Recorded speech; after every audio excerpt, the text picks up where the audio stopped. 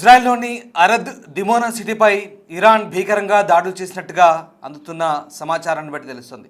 జనావాసాలు ఉండే ఏరియాలపైనే భీకర దాడులు చేసినట్టుగా ఫుటేజ్ కనబడుతోంది.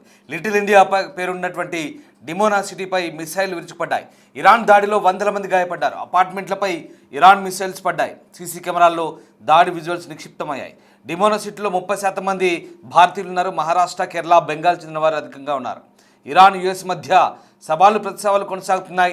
48 గంటల్లో హర్ముజ్ జలసంధిని తెరవాలంటూ ఇప్పటికే ట్రంప్ అల్టిమేటం ఇచ్చారు. లేదంటే పవర్ గ్రిడ్స్పై దాడులు చేస్తామంటూ హెచ్చరించారు. గల్ఫ్లోని పవర్ కేంద్రాలపై దాడులు చేస్తామంటూ ఇరాన్ కౌంటర్ ఇచ్చింది. ఈ నేపథ్యంలో ఇజ్రాయెల్లోని కీలక నగరాలపై ఇరాన్ దాడులు జరిగిన తీరు చూస్తుంటే భీకరంగా విరుచుకుపడ్డట్టుగా కనిపిస్తుంది. నతాంజ్ అణుశుద్ధి కర్మాగారంపై ఇజ్రాయెల్ దాడి చేసిన కొద్ది గంటల్లోనే ఇరాన్ ప్రతీకార దాడులకు దిగింది. రాత్రంతా కూడా విరుచుకుపడింది. శనివారం రాత్రి నుంచి ఆదివారం ఉదయం వరకు కూడా ఈ భీకర దాడులు చేసింది. మొత్తం 7 సార్లు అటాక్ చేసింది. ఈ భీకర దాడులలో హైపర్సోనిక్ మిసైల్స్ కూడా వాడినట్టు తెలుస్తుంది. అయితే ఇక్కడ అరద్ అలాగే డిమోనా నగరాలపై పడ్డటువంటి మిసైల్ని అడ్డుకోవడంలో ఇజ్రాయెల్ ఎయిర్ డిఫెన్స్ సిస్టమ్స్ పూర్తిగా వైఫల్యం చెందినట్టుగా కనిపిస్తోంది. దీనిపై ప్రధాని బెంజమిన్ నెతన్యాహు ఆరా తీశారు, దర్యాప్తుకు ఆదేశించారు. ప్రధానంగా డేవిడ్ స్లింగ్, అలాగే ఆరో 1, ఆరో 2, అలాగే ఐరన్ డోమ్, ఐరన్ బీమ్ వంటి వ్యవస్థలు ఎందుకు ఇక్కడ పనిచేయలేకపోయాయి, ఎందుకు ఇంటర్సెప్ట్ చేయలేకపోయాయి, అడ్డుకోలేకపోయాయి అనేది ఇప్పుడు $1 మిలియన్ ప్రశ్న. ఎంతటి భారీ మిసైల్ అయినా అంతరిక్షంలో నుంచైనా అడ్డుకునే శక్తి గల David sling air defence system ఎందుకు పనిచేయలేదు, ఎందుకు అంత నిర్లక్ష్యంగా పరిస్థితులు తలెత్తాయన్నది ఇప్పుడు ప్రధాని ఆరా తీస్తున్నారు. మొత్తం దాడుల్లో ఎక్కువగా ఒక 3 అంతస్తుల బిల్డింగ్ పూర్తిగా కుప్పకూలింది. ప్రధానంగా అరద్ సిటీలో జరిగిన డ్యామేజ్కి సంబంధించిన దృశ్యాలు కూడా మనం చూడవచ్చు. అలాగే ఆ సిటీలోనే ఎక్కువగా గాయపడ్డారు జనాలు, వందల సంఖ్యలో గాయపడ్డారు. అలాగే అక్కడి అనునగరమైన డిమోనాపై కూడా విరుచుకుపడ్డారు. ఇక్కడే ప్రధానంగా ఆ ప్రాంతంలో అణుశుద్ధి కర్మాగారం కూడా ఉంది, న్యూక్లియర్ రీసెర్చ్ సెంటర్ కూడా ఉంది ఇక్కడ. సో ఈ నేపథ్యంలో ప్రస్తుతం అక్కడ దాడి చేయడం ప్రాధాన్యత సంతరించుకుంది. అయితే అణు కేంద్రానికి సమీపంలోనే ఈ దాడులు జరిగాయి. అయితే అక్కడ అణు కేంద్రానికి ఎలాంటి ముప్పు వాటిల్లలేదని, రేడియేషన్ లీకేజ్ లాంటి సమస్య లేదంటూ ఇజ్రాయెల్ అధికారులు చెప్తున్నారు. ఇదిగో ఒక సీసీటీవీ ఫుటేజ్ మనం చూడవచ్చు. ఒక వృద్ధురాలు అక్కడ తన అపార్ట్మెంట్లో కూర్చొని ఏదో పనిలో ఉన్నప్పుడు అక్కడ మిసైల్స్ దాడితో వెంటనే ఆమె భయంతో వణికిపోతూ అక్కడి నుంచి వెళ్ళిపోతుంది చూడొచ్చు. ఆమె కూర్చున్న హాల్లో ఆ మిసైల్ దాడికి ఏ రకంగా ప్రాణాలు అరచేతిలో పెట్టుకొని ఆమె అక్కడి నుంచి వెళ్ళిపోతుందో చూడొచ్చు. ఇది అరద్ సిటీలో జరిగిన ఘటన. ఒక పెద్దావిడ అక్కడ కూర్చొని సోఫాలో ఏదో చూస్తుంది ఫోన్లో. బట్ అప్పుడే మిసైల్ అటాక్ అయింది. అదృష్టవశాత్తు అది కాస్త దూరంలో జరిగింది. ఒకవేళ ఆమె కూర్చున్న భవనంపై జరుగుంటే కనుక ఈ సీసీటీవీ ఫుటేజ్లో ఉన్న వృద్ధురాలు ఇవాళ ప్రాణాలతో బయటపడేది కాదు. చాలా దారుణమైన ఘటన. వందలాది మంది గాయపడ్డారు. ఇప్పటికే 10 మందికి పైగా మృతి చెందినట్టుగా సమాచారం అందుతుంది. కానీ ఇంకా దీనికి సంబంధించి ఎట్లాంటి స్పష్టత లేదు. అయితే దాడులు జరిగినట్టుగా ఐడిఎఫ్ నిర్ధారించింది. మృతుల సంఖ్యకు సంబంధించి ఐడిఎఫ్ ఇంకా వివరాలు వెల్లడించలేదు. ఇవి భీకర దాడులని చెప్పాలి. 1 కాదు 2 కాదు 7 సార్లు కంటిన్యూగా అటాక్ చేసింది. అన్నీ కూడా హైపర్సోనిక్ మిసైల్సే. ఇరాన్ దగ్గర ఉన్నటువంటి ఫతా 1, ఫతా 2, ఖుర్రం షేర్ లాంటి మిసైల్స్ని వాటిని తెలుస్తుంది. ఇదిగో కొన్ని సీసీ ఫుటేజ్లు మనం చూడవచ్చు. ఆ సీసీటీవీ ఫుటేజ్ దృశ్యాలు చూస్తుంటే ఆ నివాస ప్రాంతాలపై సివిలియన్స్ని టార్గెట్ చేసుకొని ఏ రకంగా ఇరాన్ ప్రతీకార దాడులు చేస్తుందో మనకు అర్థమవుతుంది. ఈ దాడులన్నీ కూడా గురితప్పి నివాస ప్రాంతాలపై పడ్డాయి. ఇరాన్ యుద్ధం ప్రారంభమై 3 వారాలు దాటింది. అయినప్పటికీ కూడా యుద్ధం తీవ్రత తగ్గడం లేదు.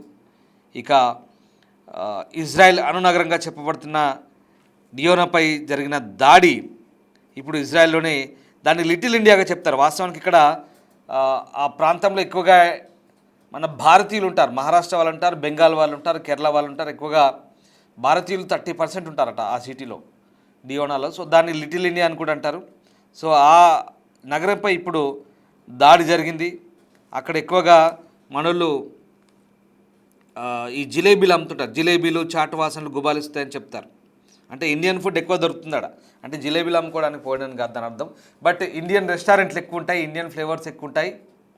అలాగే మన భారతీయులు 30% ఉన్నారంటే అర్థం చేసుకోవచ్చు. ఒక స్టేట్లో, ఒక సిటీలో 30% ఆఫ్ ది పాపులేషన్ అంటే లక్షలో 30,000 మంది మన వాళ్ళే ఉన్నారంటే ఇంకా దాదాపుగా మన వాళ్ళ జనాభా కూడా దాదాపు వాళ్ళ జనాభాతో అక్కడ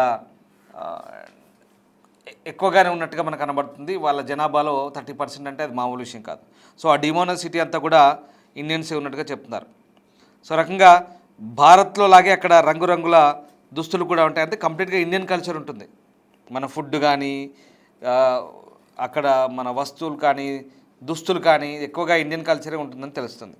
ఇరాన్లోని నతాంజ్ అణు సంపద కేంద్రంపై జరిగిన దాడికి ప్రతీకారంగా ఈ డియోమాన్ నగరంపై శనివారం ఇరాన్ దాడి చేసింది. దాడిలో 33 మంది గాయపడ్డారని చెప్తున్నప్పటికీ కూడా మరోవైపు అరద్ సిటీలో ఎక్కువగా గాయపడ్డారు. టోటల్గా 100 మందికి పైగా గాయపడ్డారు. ఇజ్రాయెల్ చెందిన కీలక అణుకేంద్రంగా ఉన్నటువంటి ఈ డిమోనా లిటిల్ ఇండియా అనే బిరుదును కూడా సంపాదించుకుంది. ఇక్కడ దాదాపు 7,500 మంది భారతీయ యూద్ కమ్యూనిటీ పట్టణ జనాభాలో సుమారు 30% ఉంది. నగరంలో మరాఠీలు, కొద్దిగా హిందీ వినిపిస్తుంది. అలాగే క్రికెట్కు ఫ్యాన్స్ ఉంటారు. దుకాన్లలో ఎక్కువగా సోన్ పాపిడి, గులాబ్ జామున్లు, పాప్రీ చాటు, భేల్పూరి వంటి భారతీయ వంటకాలు కూడా ఆ సిటీలో కనిపిస్తాయి, దొరుకుతాయి మనకు తినడానికి. భారత్ నుంచి ఇజ్రాయెల్కు 1950, 60లో ఎక్కువగా అక్కడికి వలసలు కొనసాగాయి. వీరిలో ఎక్కువగా మహారాష్ట్రకు చెందిన జనాలు ఎక్కువ ఉన్నట్టుగా తెలుస్తుంది. మహారాష్ట్రకు చెందినటువంటి బెనే ఇజ్రాయలీస్, కేరళకు చెందిన కొచిన్ యూదులు, అలాగే కోల్కతా నుంచి బాగ్దాది యూదులు వలస వెళ్ళారు. వీళ్ళంతా కూడా మిజోరాం, మణిపూర్ నుంచి అలాగే బెనై, మొనాషే వంటి వారు కూడా ఇజ్రాయెల్కు వెళ్ళి స్థిరపడ్డారు. ఇలా వెళ్ళిన వారిలో ఎక్కువ మంది వజ్రాల వ్యాపారులు ఉన్నారు, ఐటీ నిపుణులు ఉన్నారు. డిమోనాలో భారతీయ పండుగలైనటువంటి దీపావళి, ఓణం వంటి పండుగలు జరుపుకుంటారు. నవంబర్ 2020లో జరిగిన ఇండియన్ ఫిలిం ఫెస్టివల్లో నెల రోజుల పాటు జరిగిన సినిమా ప్రదర్శన కూడా థియేటర్లకు ఎక్కిరిసిపోయాయి. కొన్ని నెలల క్రితం జరిగిన మొట్టమొదటి ఇండియన్ మ్యూజిక్ ఫెస్టివల్ను టికెట్లన్నీ కూడా అమ్ముడైపోయాయి. అంటే దీన్ని బట్టి ఈ యుద్ధంలో ఈ విషయాలు ఎందుకు చెప్తున్నామంటే అక్కడ భారతీయులు ఎంతగా పాతుకుపోయారో దీన్ని బట్టి మనం అర్థం చేసుకోవచ్చు. ఒకసారి చూడండి ఆ సీసీటీవీ ఫుటేజ్లు, అక్కడ జరిగిన దాడికి సంబంధించిన దృశ్యాలు ఒకసారి చూద్దాం.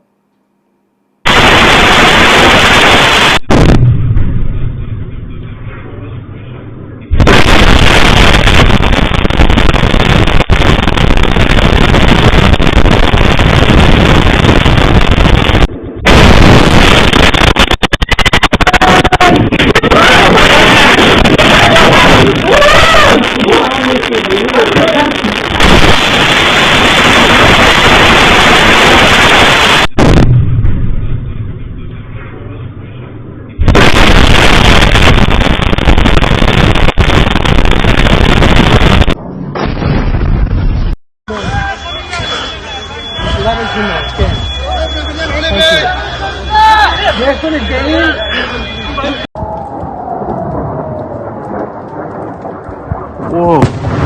Whoa. Whoa. Whoa. Whoa. Abba. Whoa. Whoa. Abba, this just hit the first part. Wow. That is crazy. I just...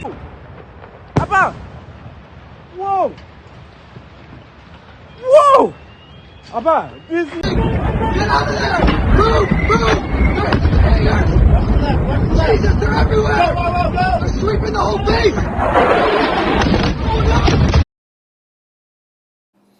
ఇక దీన్ని అనునగరంగా కూడా పిలుస్తారు. Wow.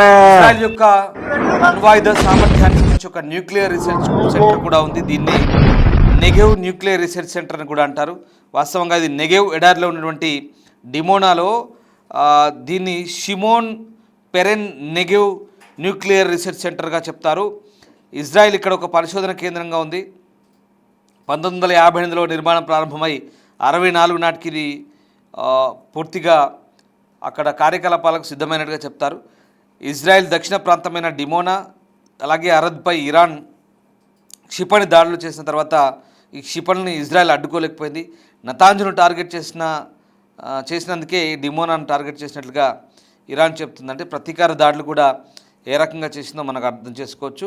సో ఆ రకంగా డిమోనా సిటీపై అలాగే అరద్ సిటీపై దక్షిణ ఇజ్రాయెల్లో ఉన్నటువంటి ఈ ప్రాంతాలపై దాడి చేయడం ద్వారా ఇరాన్ ఒకసారిగా తన ఉనికిని చాటుకున్నట్టుగా మనకు అర్థమవుతుంది.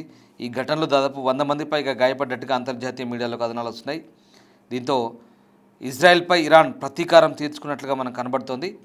అయితే రేడియేషన్ లీకేజ్ సంబంధించి ఇప్పటివరకు ఎట్లాంటి వార్తలు లేవు. అక్కడ న్యూక్లియర్ సెంటర్ ఉన్నప్పటికీ కూడా రేడియేషన్ లీకేజ్ అయిందని అయితే ఇప్పటికైతే ఎలాంటి వార్తలు లేవని అటు ఇరాన్ స్పష్టం చేస్తుంది, ఇజ్రాయెల్ కూడా అదే స్పష్టం చేస్తుంది. ఇక మరోవైపు ఇజ్రాయెల్పై ఇరాన్ బాలిస్టిక్ క్షిపణులతో ఇక్కడ వరుస దాడులు చేసింది. ఒకటి కాదు 2 సార్లు 7 సార్లు చేసినట్టుగా తెలుస్తుంది.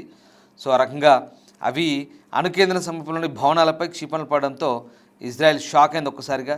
అణుకేంద్రానికి అయితే ఎలాంటి నష్టం లేదని, కాకపోతే పౌరుల నివాసాలపై దాడులు జరగడంతో దాదాపు 100ల సంఖ్యలో గాయపడ్డట్టుగా మనకు తెలుస్తోంది.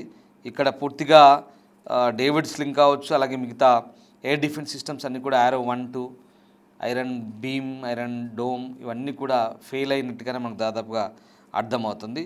సో మొత్తం మీద వెంటనే అక్కడికి బెంజమిన్ నెతన్యాహు వెళ్ళారు, పరిస్థితిని సమీక్షించారు, ఫీల్డ్కి వెళ్ళారు, బ్యాటిల్ ఫీల్డ్కి.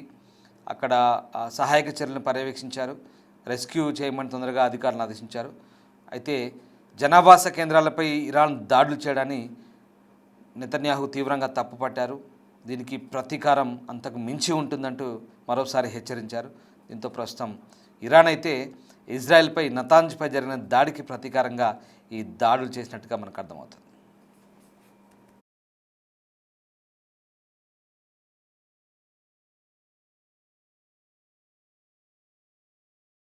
Get out of there!